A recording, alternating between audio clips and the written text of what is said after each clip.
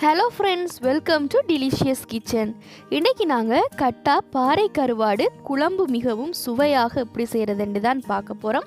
வாங்க எப்படி செய்யறதுன்னு பார்க்கலாம். இந்த குழம்பு செய்யறதுக்கு நான் ஒரு பாத்திரத்துல கட்டா கருவாடு சேர்த்துக்கொள்றேன். நல்லா சுடுதண்ணியில ஊற வச்சு இதை நீங்க கழுவி எடுத்துக்கொள்ள வேணும். அப்பதான் அதில் இருக்கிற உப்பு குறைவாக இருக்கும். கூடவே நான் இதில் பெரிய அந்த பச்சை மிளகாய் ஒன்று கட் பண்ணி சேர்த்துருக்கிறேன். சின்ன பச்சை மிளகாய் 2 சேர்த்துருக்கிறேன். ஒரு கொத்து கருவேப்பிள்ளை சேர்த்துக்கொள்ளலாம்.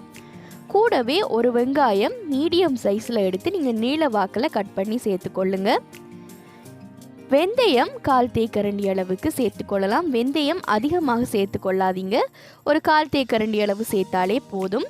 கூடவே 1/4 தேக்கரண்டி அளவுக்கு சீரகம் சேர்த்துக்கொள்ளலாம்.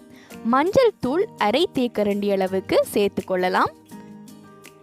இப்போ இதில் நான் 3 மேசைக்கரண்டி அளவுக்கு வறுத்து அரைத்த மிளகாய்த்தூள் சேர்த்துக்கொள்கிறேன். குழம்பு மிளகாய்த்தூள். இந்த ரெசிபி வேணும்னா நீங்கள் என்னுடைய சேனலில் செக் பண்ணி பார்க்கலாம்.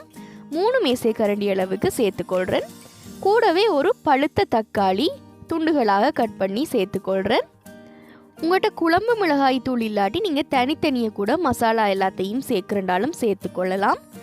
இப்போ நான் இதில் ஒரு உருளைக்கிழங்கு சதுர துண்டுகளாக கட் பண்ணி சேர்த்துருக்கிறேன். இப்போ இதை நல்லா கலந்து விட்டு கொள்ளுங்க. கூடவே நான் இதில் 2 மேசைக்கரண்டி அளவுக்கு எண்ணெய் சேர்த்துக்கொள்கிறேன். எண்ணெய் சேர்த்ததுக்கு அப்புறமாக ஒரு முறை நாங்கள் இதை நல்லா கலந்து விட்டதுக்கு அப்புறமாக இதில் நான் தேங்காய் பால் 1 கப் அளவுக்கு சேர்த்துக்கொள்கிறேன். இது 2ஆம் தேங்காய் பால், தண்ணி பால்ன்னு சொல்கிறது. திக்கான பால் இல்லை. 2வது தடவை நீங்கள் தேங்காய் பூவிலிருந்து பிழிஞ்செடுத்த அந்த பால் அதையும் சேர்த்து நல்லா கலந்ததுக்கு அப்புறமாக ஸ்டவ்வை ஆன் பண்ணி கொள்ளுங்க. இதில் நான் ஒரு 1/4 கப் அளவுக்கு தண்ணீரும் சேர்த்துக்கொள்கிறேன். இப்போ இதை மூடி நாங்கள் மீடியம் ஃப்ளேமில் நல்லா கொதிக்க விடலாம். இந்த கருவாட்டு குழம்பு செய்கிறது மிகவும் ஈஸி. நாங்கள் எல்லா இன்க்ரீடியன்ஸையும் ஒன்றா சேர்த்து கொதிக்க விட்டாலே இது சூப்பராக ரெடி ஆயிரும். இப்போ நான் இதில் கொஞ்சமாக உப்பு சேர்த்துருந்தேன். கருவாட்டிலையும் உப்பு இருக்கிறதால நீங்கள் பார்த்து செக் பண்ணினதுக்கு அப்புறமாக தேவையேண்டா சேர்த்துக்கொள்ளுங்க. இப்போ ஒரு 5 நிமிஷம் இதை நான் லோ ஃப்ளேமில் நல்லா கொதிக்க விடுறேன். நாங்கள் சேர்த்துருக்கிற உருளைக்கிழங்கு நல்லா வேகும் வரைக்கும் நீங்கள் இதை கொதிக்க வைக்க வேணும். இப்போ கடைசியில் 1/2 கப் அளவுக்கு நல்ல திக்கான தேங்காய் பால் சேர்த்துக்கொள்கிறேன். சேர்த்து நல்லா கலந்து விட்டு கொள்ளுங்க. இப்போ நாங்கள் இதை ஹை ஃப்ளேமில் 3 நிமிஷம் திறந்து வச்சு கொதிக்க விடலாம்.